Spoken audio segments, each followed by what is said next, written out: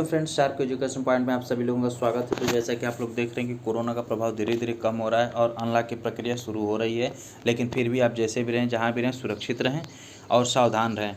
तो आइए चलते हैं, आज की वीडियो में हम शुरू करते हैं। जो भी CTP का पेपर आया है, यानी कि 2018 पेपर का आया है, दिसंबर में ये पेपर हुआ है सीटेट का, और इसका पेपर आज हम सॉल्व करते हैं। दोस्तों, आप अपनी तैयारी जारी रखें, क्योंकि कभी भी नोटिफिकेशन जारी किया जा सकता है। तो चलिए वीडियो को शुरू करते हैं। तो चलिए, हमारा जो पहला पेपर है, पहला पेपर आते हैं, जिसमें पहला क्वेश्चन दे रहा है, आनुवांशिकता और पर्यावरण की भूमिका के बारे में निम्नलिखित में से कौन सा कथन सत्य है। पहला है, विकास के कुछ पहलू आनुवांशिकता और कुछ अन्य पर्यावरण से अधिक प्रभावी होता है। ठीक है, ऑप्शन हो सकता है। देखते हैं फिर अगला। दूसरा ऑप्शन दे रहा है, सीखने और प्रदर्शन करने की एक बच्चे की क्षमता जीनों द्वारा पूरी तरह से निर्धारित की जाती है। ये ऑप्शन गलत है, क्योंकि पूरी तरह से जीन प्रभावित नहीं करते हैं। फिर तीसरा ऑप्शन जो आता है, अच्छी देखभाल और पौष्टिक आहार बच्चे के किसी भी जन्मजात विकार को दूर कर सकता है। ये भी कुछ हद तक सही है, लेकिन सिर्फ अच्छी पौष्टिक आहार ही नहीं।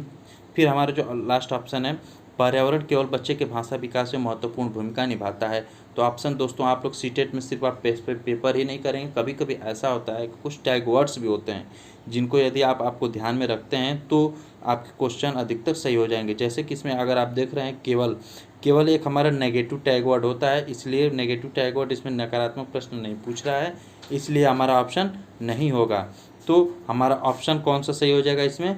पहला ऑप्शन, क्योंकि कोई भी बालक के विकास में आनुवांशिकता और पर्यावरण दोनों तरह का 50-50 उस पर प्रभाव डालते हैं। तो इस हिसाब से हमारा आंसर पहला सही हो गया।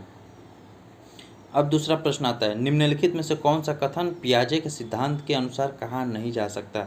यानी कि आप लोग कभी प्रश्न पढ़ते समय बिल्कुल ध्यान दीजिएगा जिसमें नहीं का प्रयोग दिया गया है, क्योंकि दोस्तों अगर आप थोड़ा सा पढ़ने में मिस्टेक कर गए तो शायद आपका प्रश्न वह गलत हो सकता है। तो जिसमें दिया गया है कि जो जिन पियाजे के सिद्धांत है उसके अनुसार हम कह नहीं सकते हैं। पहला है, विकास गुणात्मक चरणों में होता है। दूसरा, बच्चे अपनी दुनिया के बारे में ज्ञान का निर्माण और उपयोग करते हैं। तीसरा, निरंतर अभ्यास से अधिगम होता है। और चौथा जो है, बच्चे अपने पर्यावरण पर क्रिया करते हैं।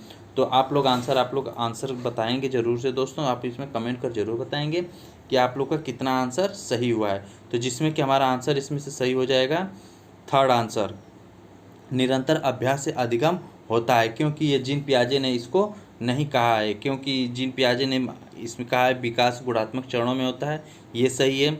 बच्चे अपनी दुनिया के बारे में ज्ञान का निर्माण और उपयोग करते हैं, ये भी हमारा आंसर सही है। और बच्चे अपने पर्यावरण पर क्रिया करते हैं, ये भी सही है, लेकिन तीसरा ऑप्शन हमारा गलत है, यानी कि आंसर इसके हिसाब से हमारा तीसरा ऑप्शन सही हो जाएगा। फिर चलते हैं तीसरे प्रश्न पे, निम्नलिखित में से कौन सी पूर्व संक्रियात्मक विचार की एक सीमा नहीं है। पहला है, ध्यान केंद्रित करने की प्रवृत्ति, प्रतीकात्मक विचार की विकास, अहम मान्यता, फिर अनुत्क्रमणीयता। आंसर आप लोग बताना है कौन सा दोस्तों इसमें से सही है। तो ये जैसा कि आप लोग देख रहे हैं कि विकास के संदर्भ में जीन पियाजे ने 4 अवस्थाएं बताई थी। कौन कौन सी अवस्थाएं बताई थी? पहला जो है, इंद्रियगामक अवस्था बताई थी, जो कि किसका हमारा एज कितना था, 0 से 2 वर्ष पहला अवस्था बताया गया था। किसके द्वारा? जीन पियाजे के अनुसार, जिसमें कहा गया है संवेदनाएं होती थी, प्रतिवर्ती क्रियाएं, फिर वस्तु अस्थायित्व होता था, अनुकरण होता है। अनुकरण मीन्स क्या होता है कि जो बच्चा किसी दूसरे का देखकर उस काम को अनुकरण करता है, उसका नकल करता है। फिर तीसरा, खिलौने तोड़ने की अवस्था। ये चीज़ अवस्था इंद्रियगामक अवस्था में कही गई है, जो कि 0 से 2 वर्ष होती है।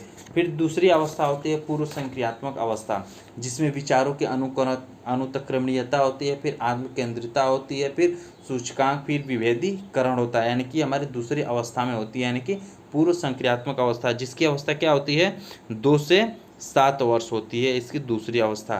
फिर तीसरी अवस्था होती है मूर्त संक्रियात्मक अवस्था, जिसमें तार्किक चिंतन बच्चा करने लगता है, मूर्त चिंतन करने लगता है, गणितीय संक्रियाएं का थोड़ा बहुत ज्ञान हो जाता है। फिर लास्ट जो आता है अमूर्त या फिर औपचारिक अवस्था, जो कि 11 वर्ष से ऊपर होता है। तो इसमें जो होता है, इसमें बालक अमूर्त चिंतन करने लगता है, कल्पना करने लगता है, संज्ञानात्मक विचारों में परिपक्वता यानी कि मैच्योरिटी आने लगती है। तो इसके हिसाब से हमारा जो आंसर हो जाएगा, इसमें आंसर हमारा बी वाला आंसर हो जाएगा, यानी कि प्रतीकात्मक विचार की विकास, ये हमारा दूसरा ऑप्शन सही हो जाएगा। फिर उसके बाद आते चलते हैं डैश के अलावा निम्नलिखित कारणों से खेल युवा बच्चों के विकास में एक महत्वपूर्ण भूमिका निभाता है। पहला, वे अपने शरीर पर निपुणता प्राप्त करते हैं, यह उनकी इंद्रियों को उत्तेजित करता है, या फिर यह समय बिताने का एक सुखद तरीका है, या फिर चौथा ऑप्शन है, वे नए कौशल हासिल करते हैं और सीखते हैं कि उन्हें कब उपयोग किया जाए। तो आप लोग का आंसर इसमें से कौन सा होना चाहिए बताइए। आप लोग भी कमेंट करके आप लोग ज़रूर बताइएगा दोस्तों कि आप लोगों ने कितना इसमें सही किया है। तो इसमें हमारा जो आंसर हो जाएगा, तीसरा हमारा आंसर सही हो जाएगा। यानी कि तीसरा हमारा ऑप्शन ये है कि यह समय बिताने का एक सुखद तरीका। इसके अलावा बाकी सारे ऑप्शन इसमें क्या है, सही हैं। वे अपने शरीर का निपुणता प्राप्त करते हैं, बिल्कुल प्राप्त करते हैं, क्योंकि बालक यदि खेलता है तो उसका फिजिकल डेवलपमेंट होता है। फिर उसके बाद यह उनकी इंद्रियों को उत्तेजित करता है, ये भी सही है। फिर वे नए कौशल हासिल करते हैं और सीखते हैं कि उन्हें कब उपयोग किया जा सकता है। अर्थात इसके हिसाब से हमारा ये थर्ड ऑप्शन गलत है, यानी कि ये आंसर इसमें सही हो जाएगा। फिर आते हैं पांचवा प्रश्न पे। निम्नलिखित में से कौन सा प्रश्न बच्चों को गंभीर रूप से सोचने के लिए आमंत्रित करता है। पहला, क्या आप इसका उत्तर जानते हैं। दूसरा, सही जवाब क्या है। क्या आप इसी तरह की स्थिति के बारे में सोच सकते हैं, या फिर विभिन्न तरीकों से हम इसे कैसे हल कर सकते हैं। तो बच्चे को जो भी इसमें पूछा जा रहा है कि बालक कितनी, जो भी कौन सी इसमें प्रश्न पूछा जाए कि बालक अधिक से अधिक उसमें सोच सकता है, अधिक डीपली सोच सकता है, तर्कपूर्ण बन सकता है बालक। तो इसके हिसाब से कौन सा हो जाएगा बताइए दोस्तों। इसके हिसाब से हमारा आंसर हो जाएगा जो फोर्थ ऑप्शन सही हो जाएगा। यानी कि बालक जो है, यदि बालक से पूछा जाए कि विभिन्न तरीकों से, यानी कि आप कोई भी उसको, यदि आप बालक को समस्या देते हैं, अगर आप उसके बारे में ये पूछते हैं, कहते हैं कि आप इसको अलग अलग तरीकों से आप इसको सॉल्व करिए, हल करिए, तो बालक ज़्यादा तरीक़ों से उसको गंभीर रूप से सोच सकता है, तर्कपूर्ण बालक बन सकता है। इसलिए ये हमारा ऑप्शन सही हो जाएगा।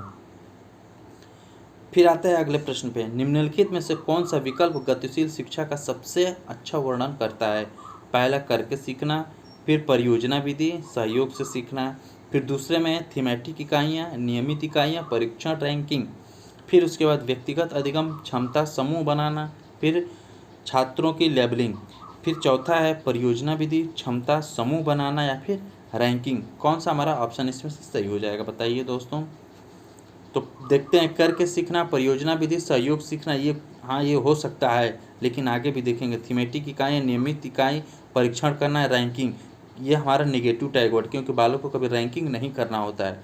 ये हमारा ऑप्शन गलत हो गया। फिर व्यक्तिगत अधिगम, क्षमता समूह बनाना, या फिर छात्रों की लेबलिंग।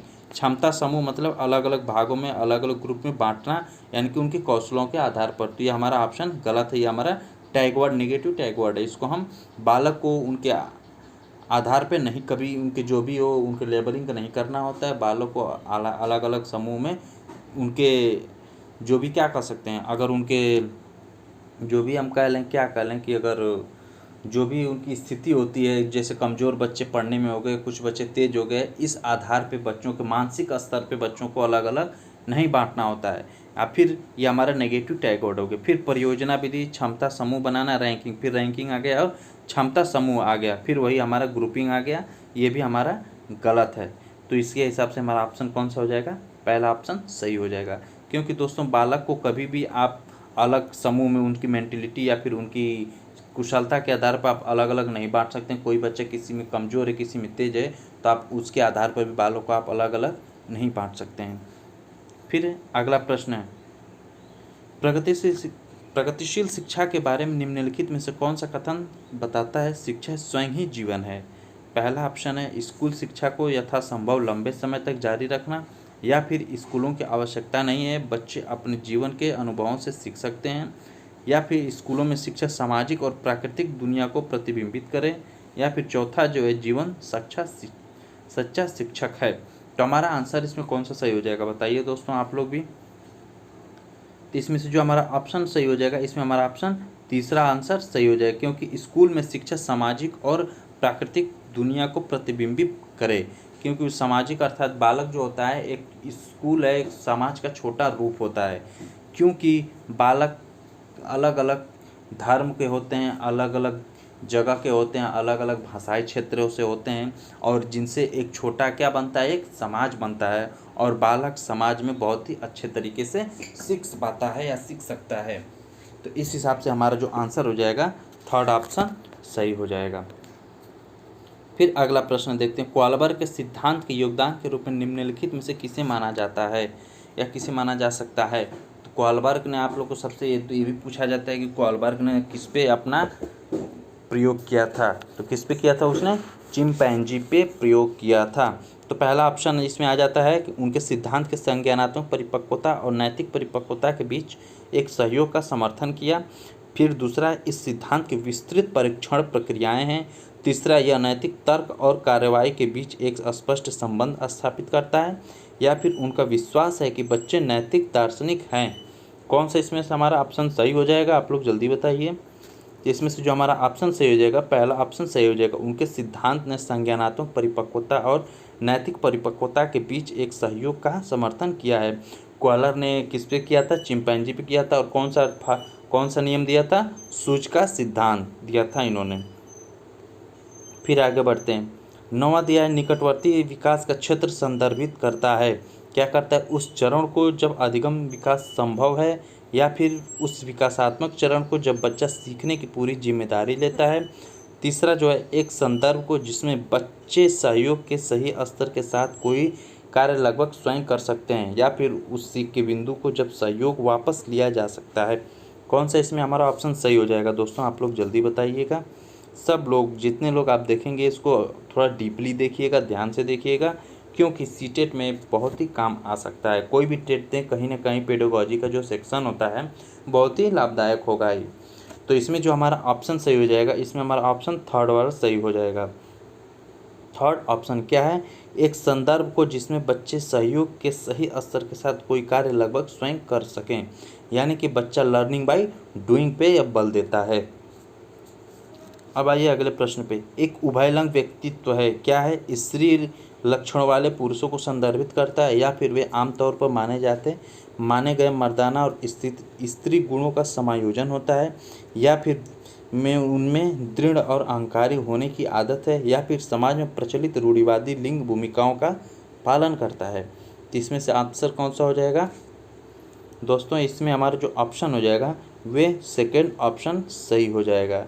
क्या है? वे आमतौर पर माने गए मर्दाना और स्त्री गुणों का समायोजन होता है। क्योंकि कभी कभी ऐसा होता है कि कोई बालक का जो घर में होता है, कभी कभी उनका जो होता है, जो विकास होता है सही तरीके से किसी कारणवश नहीं हो पाता है, तो वह ऐसे हो जाते हैं। तो इसमें हमारा दूसरा ऑप्शन सही हो जाएगा। अब आइए अगले देखते हैं। बच्चे डैश को छोड़कर अन्य सभी द्वारा लिंग भूमिकाएं ग्रहण करते हैं। पहला, मीडिया, समाजीकरण, संस्कृति और ट्यूशन। तो इसमें से कौन सा सही आंसर हो जाएगा? मीडिया है, मीडिया में भी है, समाजीकरण भी है, समाज में भी होता है, और फिर तीसरा है संस्कृति में भी होता है, लेकिन ट्यूशन में नहीं होता है, जो कि हमारा ऑप्शन कौन सा सही हो जाएगा? ट्यूशन। ट्यूशन हमारा आंसर बिल्कुल सही है इसमें। अब आइए अगले प्रश्न पे देखते हैं। मानकीकृत परीक्षणों की आलोचनाओं में से एक यह है कि, यानी कि मानकीकृत परीक्षणों की आलोचनाओं में से एक यह है कि पहला ऑप्शन है, वे मुख्य रूप से मुख्य धारा की संस्कृति का प्रतिनिधित्व करते हैं और इसलिए पक्षपाती हैं, या फिर उनकी भाषा को समझना मुश्किल है, या फिर परीक्षण बड़ी आबादी पर लागू नहीं किए जा सकते हैं, या फिर वे बच्चे की क्षमता की स्पष्ट तस्वीर नहीं देते हैं। कौन सा इसमें से ऑप्शन सही हो जाएगा? तो इसमें हमारा जो ऑप्शन हो जाएगा, आंसर हमारा पहला सही हो जाएगा। वे मुख्य रूप से मुख्य धारा की संस्कृति का प्रतिनिधित्व करते हैं और इसलिए वे पक्षपाती होते हैं। यह हमारा आंसर बिल्कुल राइट हो जाएगा। अब आइए अगला प्रश्न।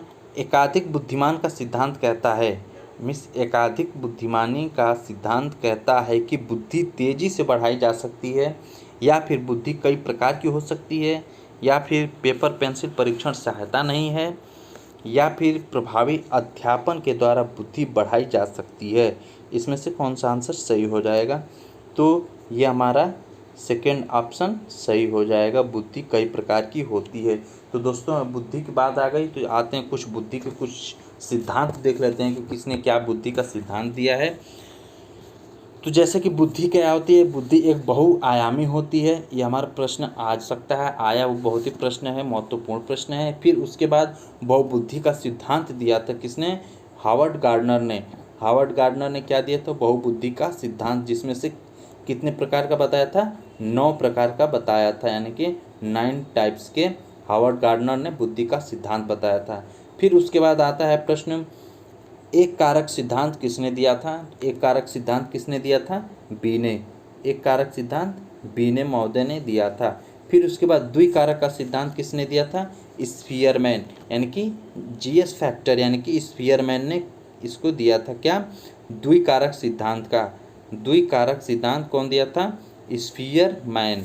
और फिर बहुकारक सिद्धांत क्या दिया था, किसने दिया था, थॉर्नडाइक ने दिया था। किसने, थॉर्नडाइक ने दिया था। दोस्तों ये बहुत ही इम्पोर्टेंस है, यह बहुत बड़ा मायने रखता है। तो आइए अब अगला प्रश्न देखते हैं। 14 प्रश्न है, शिक्षक सीखने के लिए मूल्यांकन और सीखने के मूल्यांकन दोनों का उपयोग कर सकते हैं। कब, बच्चों की प्रगति और उपलब्धि स्तर को जानने में, या फिर बच्चे की सीखने की ज़रूरतों को जानने में और तदनुसार शिक्षण रणनीति का चयन करने में, या फिर आवधिक अंतरालों पर बच्चे के प्रदर्शन का आकलन करने और उसके प्रदर्शन को प्रमाणित करने में, या फिर बच्चों की प्रगति की निगरानी करने और उनके सीखने के अंतराल को भरने के लिए उचित लक्ष्य निर्धारित करने में। तो इसमें से कौन सा ऑप्शन सही हो जाएगा हमारा, यानी कि शिक्षक जो है सीखने के लिए मूल्यांकन और सीखने के मूल्यांकन दोनों का उपयोग कर सकता है। किस स्थिति में कर सकता है, आप लोग आंसर जरूर बताइएगा और कमेंट कर हमें ये भी बताइएगा कि क्या आपको कितने आप लोग इसमें से आंसर सही किए थे। चलिए इसका जो आंसर हो जाता है, पहला आंसर इसमें सही हो जाता है, यानी कि बच्चे की प्रगति और उपलब्धि स्तर को जानने में एक शिक्षक क्या कर सकता है, इसका उपयोग कर सकता है, यानी कि हमारा ऑप्शन पहला राइट हो जाएगा। अब आइए अगले प्रश्न पे देखते हैं। 15 नंबर प्रश्न है, निम्नलिखित में से कौन सा सतत और व्यापक मूल्यांकन से संबंधित नहीं है, यानी कि इसमें से नहीं पूछ रहा है, नेगेटिव पूछ रहा है। तो पहला है, इसे भारत के शिक्षा के अधिकार अधिनियम द्वारा अनिवार्य किया गया है। दूसरा, यह शिक्षण अधिगम प्रक्रिया का एक अभिन्न अंग है। तीसरा है, यह विभिन्न शिक्षा क्षेत्रों में बच्चे की उपलब्धि पर केंद्रित है। या फिर चौथा है, यह बच्चों को धीमे, खराब या बुद्धिमान के रूप में चिन्हित करने में उपयोगी होता है। कौन सा हमारा ऑप्शन सही हो जाएगा इसमें, तो हमारा जो ऑप्शन सही हो जाएगा इसमें से चौथा ऑप्शन सही हो जाएगा, यह बच्चों को धीमे, खराब या बुद्धिमान के रूप में चिन्हित करने में उपयोगी होता है। क्योंकि दोस्तों इसमें से आपको नेगेटिव टैग, इसमें जो नेगेटिव है उसको आपको ढूंढना है, और ये जो हमारा क्या है, नेगेटिव प्रश्न है, नेगेटिव आंसर इसमें ऑप्शन दिया गया है। क्योंकि बालक को कभी किसी भी स्तर पे उसको बुद्धिमान है, कम बुद्धिमान है, मानसिक स्तर पे उसका चिन्हित नहीं करना है, उनको अलग अलग नहीं बांटना होता है, इसलिए हमारा ऑप्शन सही हो जाएगा। अब आइए अगले प्रश्न पे, बच्चों में प्रतिभाशालिता डैश के कारण हो सकती है, आनुवंशिकता और वातावरण के बीच एक अंतःक्रिया, एक संसाधन समृद्ध वातावरण, सफल माता पिता, एक अनुशासित दिनचर्या। तो आप लोग बताइए कौन सा हो सकता है। आप लोग ध्यान दिए होंगे पहले प्रश्न पे ही, ऊपर ही जो पहला प्रश्न यही था हमारा कि आनुवंशिकता और पर्यावरण के बारे में पूछा गया था, जो कि आनुवंशिकता और पर्यावरण जो होता है बालक के किसी भी विकास में, कोई भी विकास हो वह 50-50 का भागीदारी होता है। तो इस हिसाब से हमारा जो ऑप्शन हो जाएगा इसमें से चौथा सही हो जाएगा।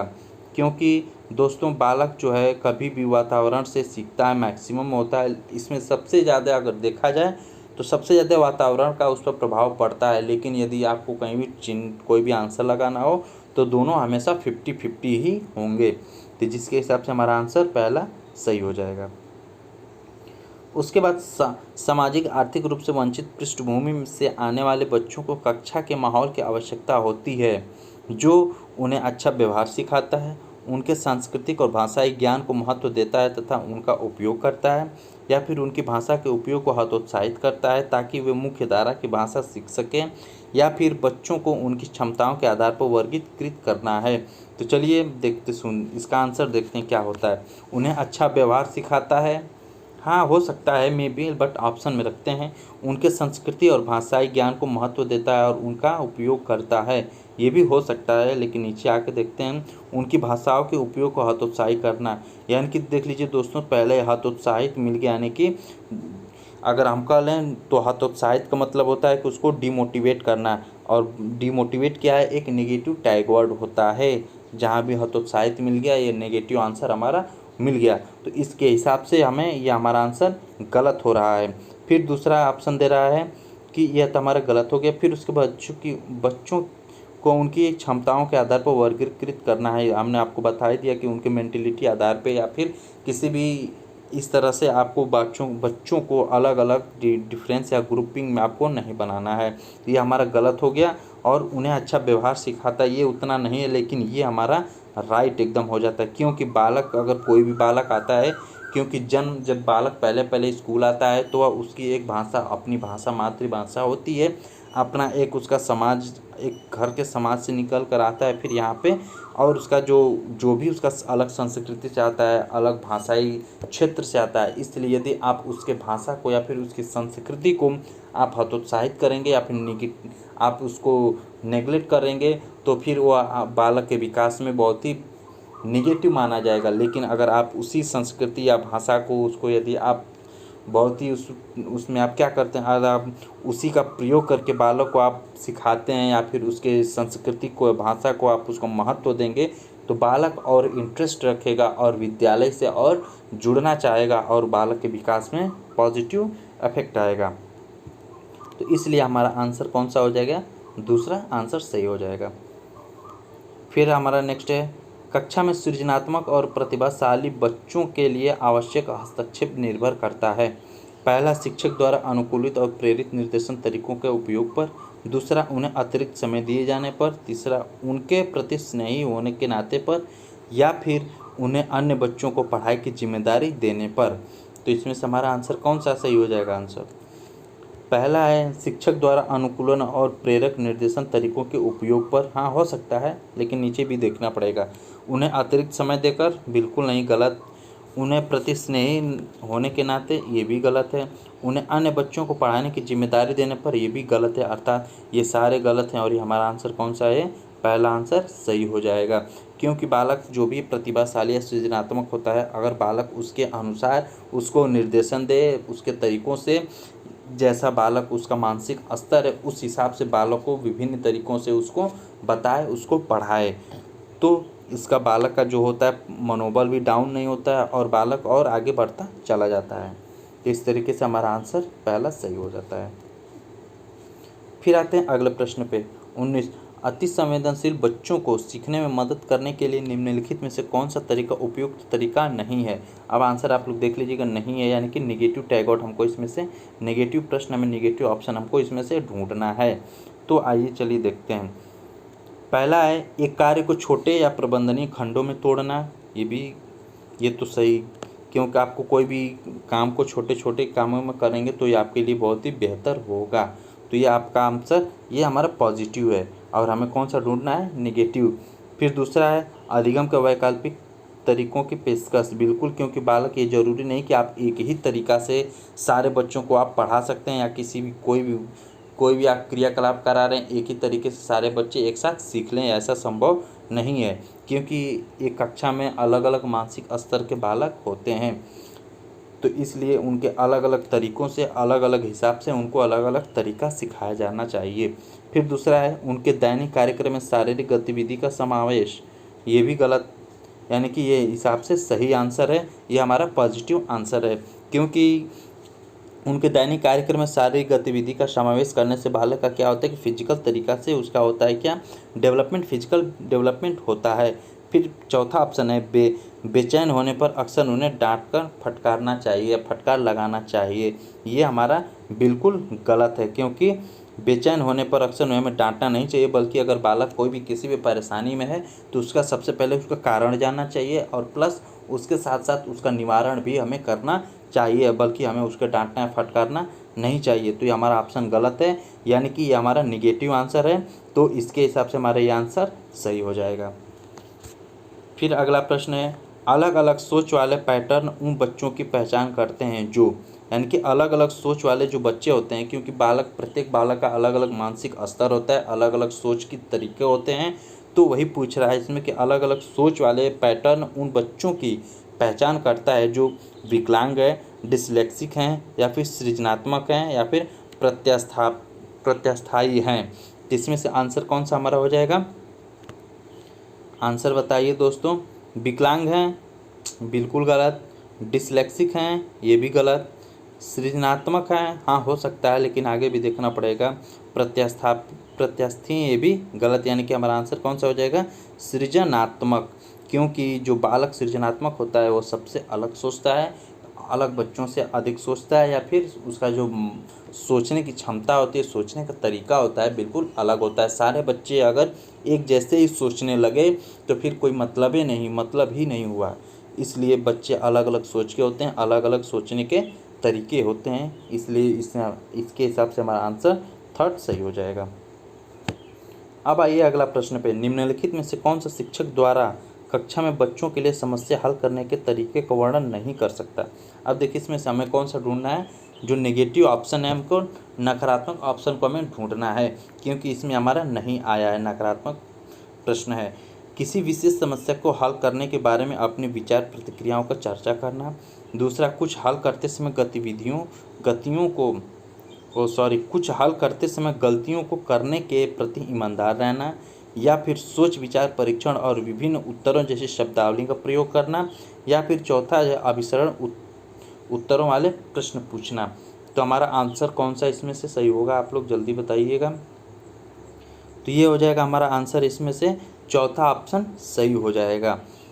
अभिसरण उत्तरों वाले प्रश्न पूछना, ये हमको कोई वो बड़ी मायने नहीं रखता है, इसलिए हमें नेगेटिव आंसर जो है, नेगेटिव प्रश्न पूछा है, नेगेटिव आंसर देना है। तो इस हिसाब से हमारा यह आंसर सही हो जाएगा, चौथा।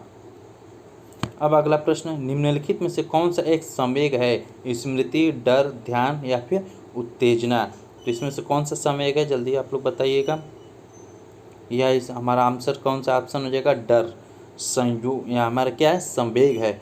अचानक डर क्या होता है? संवेग क्या होता है? संवेग होता है कि अचानक जो परिस्थिति के अनुसार अचानक परिवर्तन हो जाए। जैसे आप लोग अचानक कभी कभी जाते रहते हैं, रास्ते में अगर आपको सांप दिख गया, अचानक डर जाते हैं, वो आपका क्या है? संवेग हमेशा परिवर्तनशील होता है। तो ये इसके हिसाब से हमारा आंसर सेकंड सही है, यानी कि संवेग हमारा ऑप्शन सही है। अब आइए अगले प्रश्न पे देखते हैं आंसर। एक 3 साल का बच्चा बताता है कि दूध बूथ पर एक मशीन द्वारा दूध का उत्पादन होता है। यानी कि एक जो 3 साल का बच्चा है उसके हिसाब से वह बताता है कि दूध जो है बूथ पर एक मशीन द्वारा दूध का उत्पादन होता है। निम्नलिखित में से कौन सा बच्चे की समझ का सबसे अच्छा स्पष्टीकरण प्रदान करता है?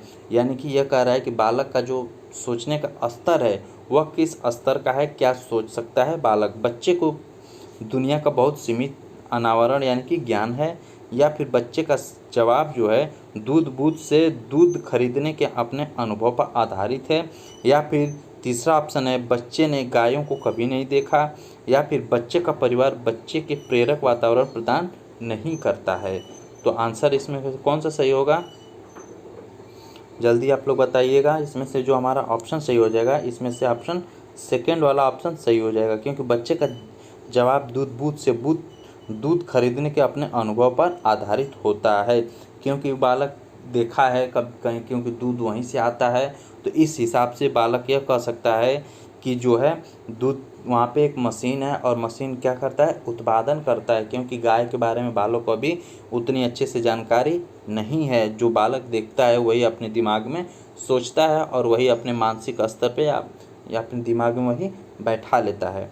तो इस हिसाब से हमारा आंसर कौन सा होगा? सेकंड ऑप्शन सही हो जाएगा।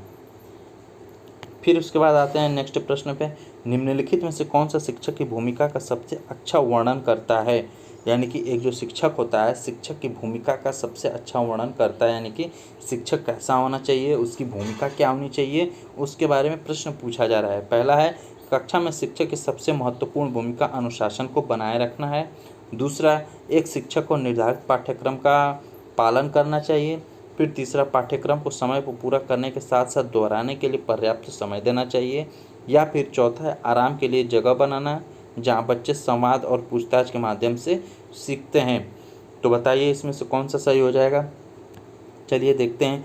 कक्षा में शिक्षक की सबसे महत्वपूर्ण भूमिका अनुशासन को बनाए रखना, बिल्कुल गलत, क्योंकि बालक अनुशासन से बिल्कुल नहीं सीख पाता है। दूसरा है, एक शिक्षक को निर्धारित पाठ्यक्रम का पालन करना चाहिए, ये भी गलत, क्योंकि सिर्फ एक जो हमारा पाठ्य पुस्तक होता है सिर्फ उसी में जो भी बालक का विकास का होता है, बालक के क्योंकि हर पक्ष का विकास करना होता है और पाठ्य पुस्तक से बालक का हर पक्ष का विकास नहीं हो पाएगा। फिर तीसरा प्रश्न दे रहा है, पाठ्यक्रम को समय पर पूरा करने के साथ साथ दोहराने के लिए पर्याप्त समय देना चाहिए, महत्वपूर्ण है, ये भी हमारा गलत है।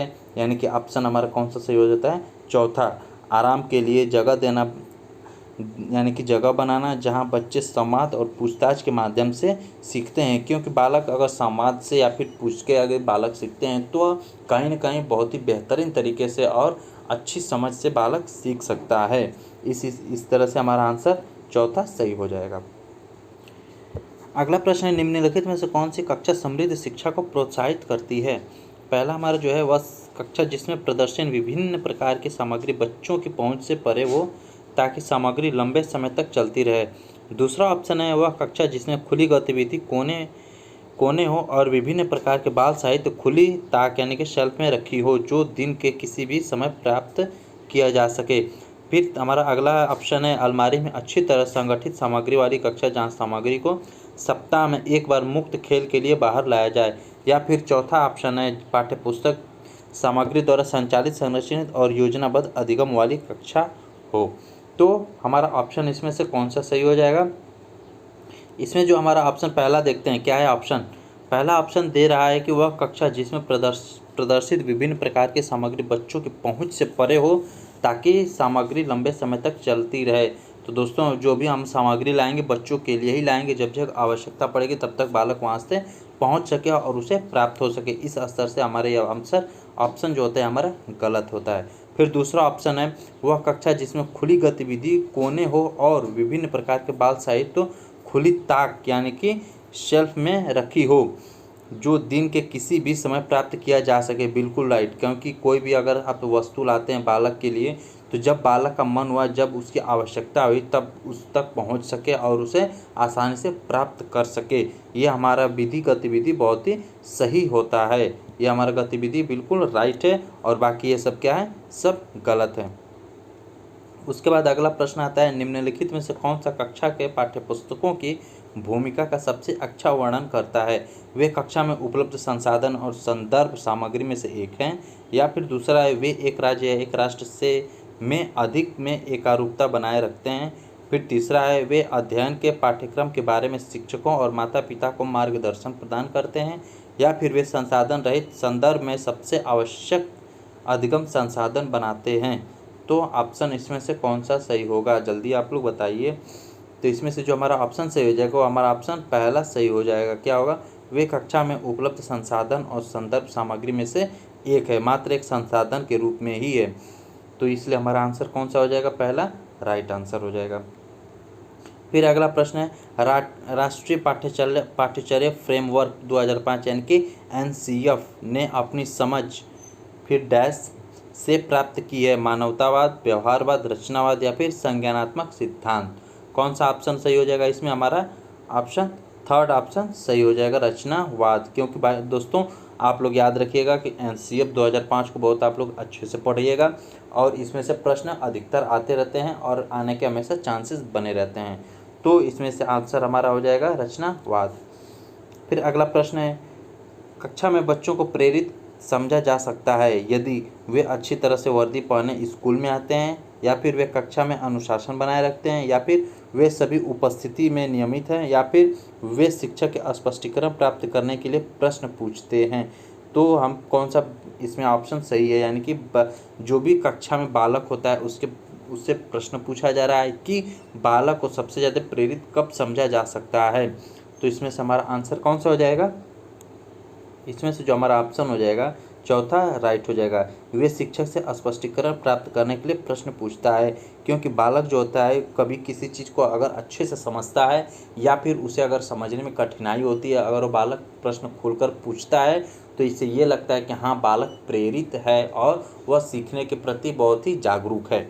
तो प्रश्न बालक को, हमें कभी भी बालक को कक्षा में प्रोत्साहित करना चाहिए कि बालक प्रश्न पूछे। हमें कक्षा में ऐसा माहौल नहीं, वो डर का माहौल नहीं बनाना चाहिए। एक बिल्कुल फ्रेंडली माहौल रहना चाहिए ताकि जिससे बालक अच्छे तरीके से और सीख सकता है। तो इसे हमारा आंसर कौन सा हो जाएगा? चौथा राइट आंसर। फिर अगला प्रश्न है, निम्नलिखित में से कौन सा बच्चों में अधिगम में सुधार करने के लिए सबसे अधिक उपयुक्त है? तो पहला ऑप्शन, नियमित मूल्यांकन परीक्षा आयोजन की जानी चाहिए, या फिर शिक्षक को विभिन्न उदाहरणों और चित्रों का उपयोग करके विषय की व्याख्या करनी चाहिए, या फिर कक्षा में सभी प्रकार की शिक्षण सामग्री होनी चाहिए, या फिर शिक्षक को वास्तविक जीवन परिस्थितियों पर बच्चों को एक दूसरे के साथ बातचीत करने में मदद करनी चाहिए। तो हमारा इसमें से ऑप्शन कौन सा हो जाएगा? चलिए देखते हैं ऑप्शन। नियमित मूल्यांकन परीक्षा आयोजन की जानी चाहिए, बिल्कुल गलत, क्योंकि परीक्षा से बालक का मूल्यांकन नहीं किया जा सकता। मात्र एक परीक्षा आती है, परीक्षा बच्चे रट कर जाते हैं और उससे बालक का मूल्यांकन नहीं कर सकते हैं। फिर उस पर आ जाता है, शिक्षक को विभिन्न उदाहरणों और चित्रों का उपयोग करके विषय की व्याख्या करनी चाहिए। ये भी सही है, ये भी कुछ हद तक सही है, लेकिन आगे भी है कि कक्षा में कभी सभी प्रकार की शिक्षण सामग्री होनी चाहिए। ये तो मात्र एक संसाधन के रूप में आता है, काम करता है, लेकिन जो ये शिक्षक को वास्तविक जीवन स्थितियों पर बच्चों को एक दूसरे के साथ बातचीत करने में मदद करनी चाहिए। क्योंकि दोस्तों कभी कभी ऐसा होता है कि बालक जो होता है, अगर बालक को वास्तविक जीवन से यदि जोड़ा जाए तो बालक बहुत ही अच्छे तरीके से उसको सीख सकता है और बहुत ही अधिक तरीके से, बहुत प्रभावशाली तरीका होता है बालक को सीखने का। क्योंकि बालक जो होता है अपनी दिनचर्या में देखता है और उसको उसी चीज़ से यदि जोड़ दिया जाए तो बालक उसको बेहतरीन तरीके से और अनुभव भी कर सकता है और उसे सीख सकता है। इससे हमारा जो ऑप्शन हो जाएगा, इससे हमारा चौथा ऑप्शन बिल्कुल राइट हो जाएगा। तो इस तरह से हमारा प्रश्न ये आंसर सही हुआ। फिर अगले प्रश्न देखते हैं, अनुशासन को अधिगम वातावरण में एक महत्वपूर्ण भूमिका निभाता है, किस तरह की मदद करता है? यानी कि बच्चों को अपनी शिक्षा को नियमित और मॉनिटर करने के लिए, या फिर चुप्पी साधे रहने के लिए, शिक्षकों को निर्देश देने में, या फिर बच्चों को उनके पाठ रटकर याद करने में। तो चलिए देखते हैं इसमें से हमारा ऑप्शन कौन सा सही होगा। तो सबसे पहले चलते हैं, चुप्पी साधे रहने के लिए बिल्कुल नहीं, क्योंकि बालक को कक्षा में चुप्पी साधे रहना नहीं चाहिए, होना होता है। फिर दूसरा है, शिक्षकों को निर्देश देते हैं, शिक्षकों की कोई बात ही नहीं, सारा बच्चों, क्योंकि जो भी बातें चाइल्ड सेंटर्ड होता है। फिर उसके बाद बच्चों को उनके पाठ रट कर याद करना मतलब ये हमारा एक नेगेटिव टैग वर्ड, ये गलत हो गया। हमारी ऑप्शन कौन सा हो जाएगा? हमारा चौथा राइट आंसर हो जाएगा। ये हमारा चौथा राइट आंसर हो जाएगा। बच्चों को अपनी शिक्षा को नियमित और मॉनिटर करने के लिए होता है। बच्चों पे अनुशासन भी ज़रूरी है, लेकिन जहाँ जितनी आवश्यकता है उतना ही, उससे ज़्यादा नहीं तो उसका नेगेटिव इम्पैक्ट पड़ने लगता है बच्चों पर। तो दोस्तों ये हमारा CTB का प्रश्न कंप्लीट हुआ, और ऐसे ही वीडियो के लिए, ऐसे ही प्रिपरेशन के लिए आप हमारे चैनल से जुड़े रहिए। और यदि हमारे आप चैनल पर नए आए हैं तो प्लीज़ इसे लाइक, शेयर, सब्सक्राइब करना ना भूलें। धन्यवाद।